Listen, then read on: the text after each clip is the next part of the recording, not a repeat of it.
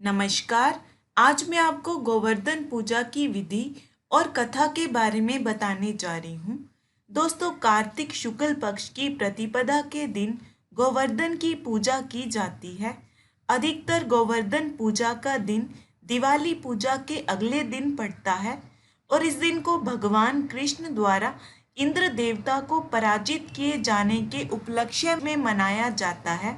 यह प्रकृति की पूजा है जिसका आरंभ श्री कृष्ण ने किया था। इस दिन प्रकृति के आधार पर्वत के रूप में गोवर्धन की पूजा की जाती है और समाज के आधार के रूप में गाय की पूजा की जाती है। यह पूजा ब्रज से आरंभ हुई थी और धीरे धीरे पूरे भारत में यह प्रचलित हो गई। इस दिन सुबह जल्दी उठकर शरीर पर तेल की मालिश करके स्नान करें, साफ वस्त्र धारण करें, घर के आंगन में या घर के मुख्य द्वार पर गाय के गोबर से गोवर्धन की आकृति बनाएं, गोबर का गोवर्धन पर्वत बनाएं, पुष्पों लताओं से सजाएं, पास में ग्वाल बाल पेड़ पौधों की आकृति बनाएं, मध्य में या उसके पास भगवान कृष्ण की मूर्ति रखें। इसके बाद भगवान कृष्ण, ग्वाल बाल और गोवर्धन पर्वत की षोडशोपचार पूजन करें। सब परिवार के सदस्य गोवर्धन जी की परिक्रमा उनकी जय जयकार बोलते हुए करें। गोवर्धन पूजा को अन्नकूट पूजा भी कहा जाता है। इस दिन गेहूं, चावल जैसे अनाज, बेसन से बनी कड़ी और पत्ते वाली सब्जियों से बने भोजन को पकाया जाता है और भगवान को अर्पित किया जाता है। पूजा के बाद जो भी पकवान अन्नकूट बनाया हो और पंचामृत का भोग लगाएं। इस दिन आप चाहो तो भगवान को 56 भोग लगा सकते हो। भोजन में प्याज लहसुन का प्रयोग ना करें। प्रसाद के रूप में सब ग्रहण करें, गरीबों को बांटें। इससे घर में खूब समृद्धि आएगी।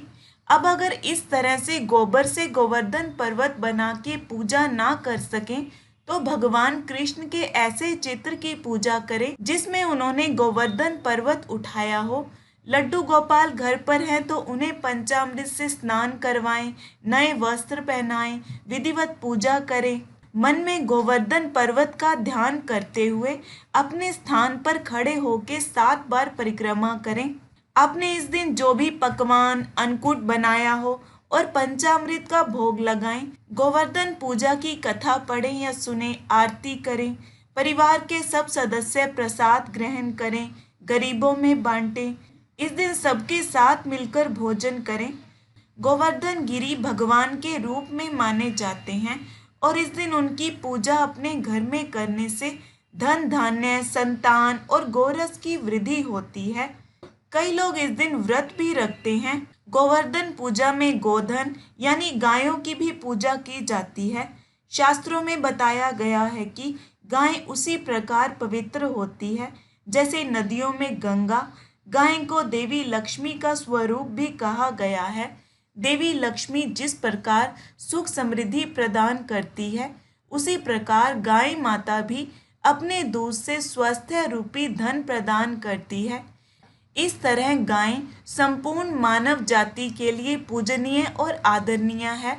इस दिन गाय की पूजा करें, तिलक लगाएं, उन्हें पानी पिलाएं, रोटी गुड़ दें, कोई फल या मिठाई भी खिला सकते हैं। गौशाला में बेसहारा गायों की बाकी ज़रूरतों को पूरा करने के लिए, जैसे उनके इलाज के लिए पैसों की ज़रूरत होती है, तो आप गौशाला में अपनी क्षमता के अनुसार धन राशि दे सकते हैं। इस दिन किसान अपने पशुधन, खेत खलियान, खेत के औजार आदि का पूजन करते हैं। गाय बैल को इस दिन स्नान करवाकर उन्हें रंग लगाया जाता है। उनके गले में नई रस्सी बांधी जाती है। घर में बने भोजन का प्रथम अंश खिलाया जाता है। जिनके घर में गाय नहीं भी है, उन्हें भी घर में बने भोजन का प्रथम अंश घर के बाहर गाय को खिलाना चाहिए। इस दिन दस्तकार और कल कारखानों में कार्य करने वाले कारीगर भगवान विश्वकर्मा की पूजा करते हैं।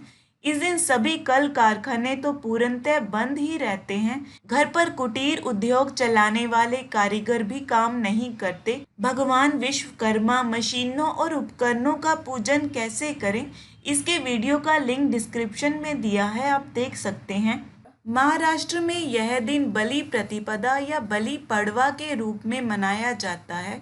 वामन, जो कि भगवान विष्णु के एक अवतार हैं, उनकी राजा बलि पर विजय और बाद में बलि को पाताल लोक भेजने के कारण इस दिन उनका पुनः स्मरण किया जाता है।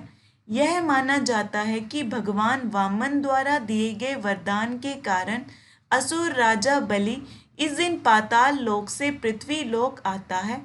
इस दिन देवराज इंद्र, वरुण और अग्नि की भी पूजा की जाती है। गोवर्धन पूजा में कुछ बातों का ध्यान रखें। गोवर्धन पूजा भूलकर भी बंद कमरे में ना करें।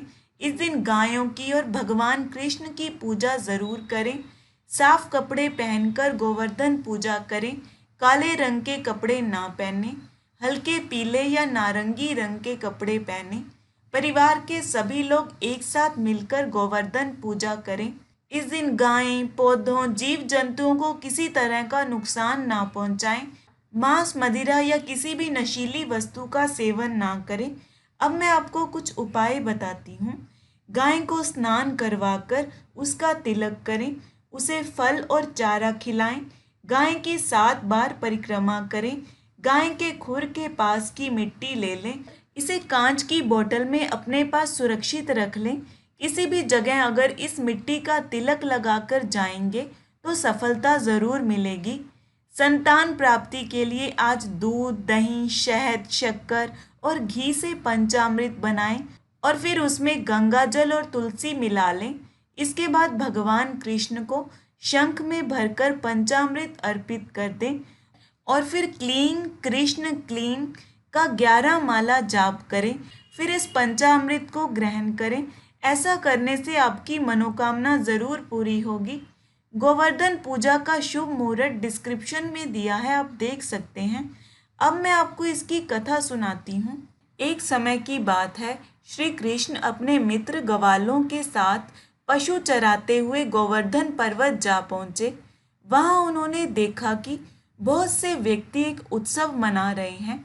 श्री कृष्ण ने इसका कारण जानना चाहा तो वहाँ उपस्थित गोपियों ने उन्हें कहा कि आज यहाँ मेघ व देवों के स्वामी इंद्रदेव की पूजा होगी और फिर इंद्रदेव प्रसन्न होकर वर्षा करेंगे।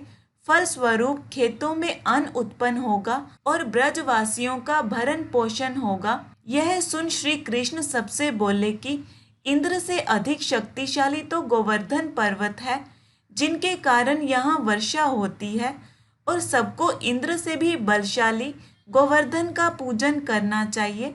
श्री कृष्ण की बात से सहमत होकर सभी गोवर्धन की पूजा करने लगे।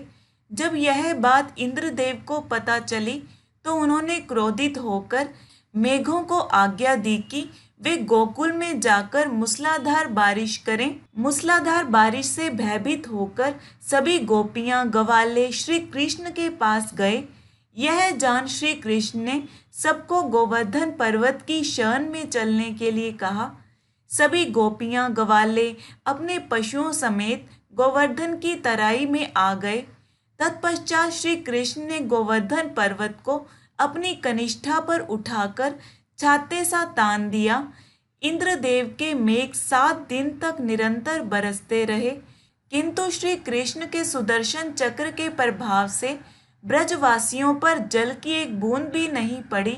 यह अद्भुत चमत्कार देखकर इंद्रदेव हैरान हो गए। तब ब्रह्मा जी ने उन्हें बताया कि श्री कृष्ण भगवान विष्णु के अवतार हैं।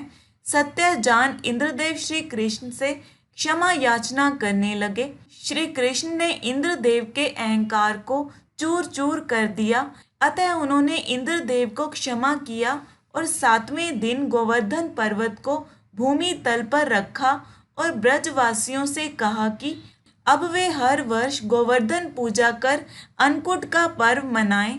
तभी से यह पर्व प्रचलित है और आज भी पूर्ण श्रद्धा भक्ति से मनाया जाता है। आप सभी को गोवर्धन पूजा की हार्दिक शुभकामनाएं। धन्यवाद।